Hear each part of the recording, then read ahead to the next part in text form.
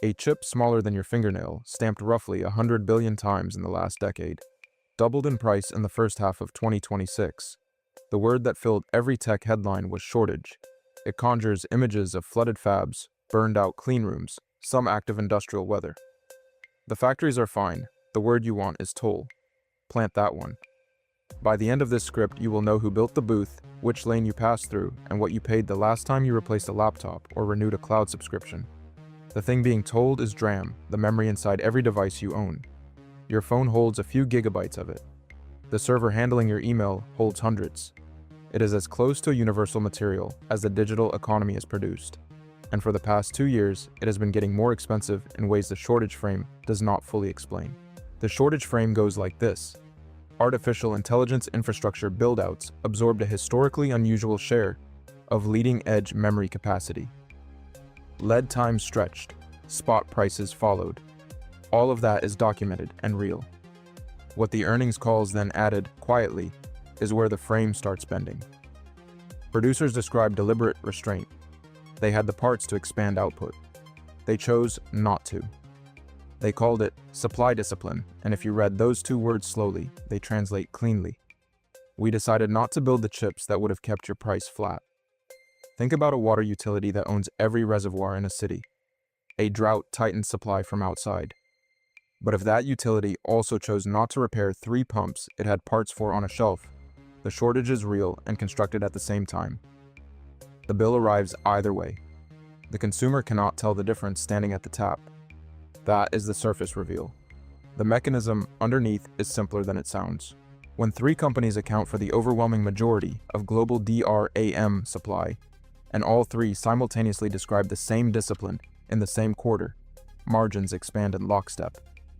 Samsung, SK Hynix, Micron.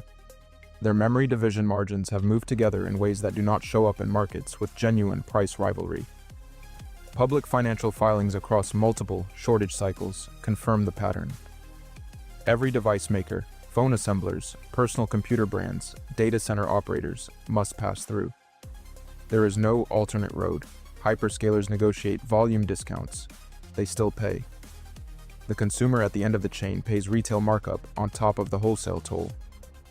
A toll on a bridge with no bridge nearby is not a toll. It is rent. Rent does not compete itself away. It waits for someone to build a second crossing. Someone is building one. And the story of how they got the blueprints is the part I find genuinely difficult to look away from. United States export controls, tightened in waves starting in 2022, blocked Chinese memory producers from accessing the advanced lithography equipment needed to push to the leading edge. The intent was to keep them out of the high-bandwidth memory market that feeds artificial intelligence infrastructure.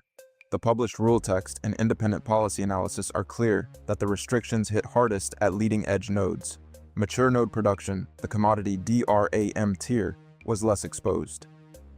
Reports suggest that Chongshin Memory Technologies, the most visible Chinese DRAM producer, responded by doubling down on exactly that tier. Not the premium lane, the service road that incumbent producers had no incentive to oversupply because the margin was thinner and the highway was faster. The restriction did not contain them. It handed them a schematic of where every lane sat. I want to be precise here because the temptation to overstate Chinese DRAM capability is real and the evidence does not support it. No independent benchmark has confirmed that Chongshin's yields match Samsung's or Hynix's at comparable nodes. Their own production volume claims should be treated as company assertions, not verified figures. They are not yet at a scale to break global pricing, but they do not need to demolish the toll booth to profit from it. They need only to take a lane. If you block every entrance to the highway, travelers do not stop. They find the service road. The service road was always there. Nobody was maintaining it because the highway was faster. Blocking the highway is the best maintenance budget a service road ever got. The wall became a map. That is the deepest layer of this, and I think most coverage of export control policy misses it entirely. Before I tell you what I actually conclude, the counter-arguments deserve their full weight, because 3 of them are serious. First, the shortage may be mostly genuine. Artificial intelligence memory demand absorbed a historically unusual share of fab capacity, and supply takes years to respond. Calling it a toll booth assumes more coordination than may actually exist. Second, Chinese producers at mature nodes may not constrain incumbent margins at all. If their cost structure is higher and their yields unverified, they add supply without meaningfully disrupting pricing power. The second crossing is there, but it is narrower, slower, and charges a detour. Third, consumer pain from shortage cycles has historically resolved, sometimes violently. The 2022 to 2023 collapse in memory prices was not a footnote.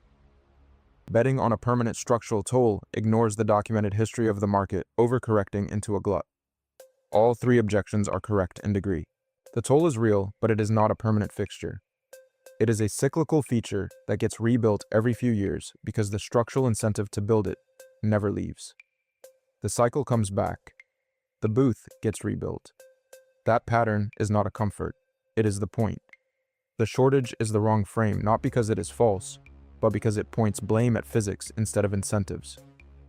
Three companies, legally, rationally, predictably, built a toll booth on a road every device on Earth must travel, and then collected from Samsung when it needed components for its own phones, from every white box server assembler, from every budget phone buyer in a market, with no substitute. Capacity discipline is a polite name for cartel behavior that no regulator has successfully dismantled, because it is perfectly legal when done unilaterally. And the export controls that were supposed to prevent Chinese producers from threatening that structure instead gave them a detailed map of exactly which lane to enter. The restriction enrolled them. The word I planted at the start keeps arriving at the same address. You, replacing a laptop or paying a cloud bill, paid the toll. You will pay it again. The only variable is which companies are standing at the booth when you arrive. The road was always a toll road. The only thing that ever changes is whose hand is on the gate. One question for the comments. If Chinese commodity DRAM reaches price parity with incumbents in the next 2 years, does that break the toll? Or does it just add a new collector at the booth? I read every reply. And if this kind of structural follow the incentives analysis is what you are here for, subscribe and turn on notifications, because this channel does not do tips on what to buy.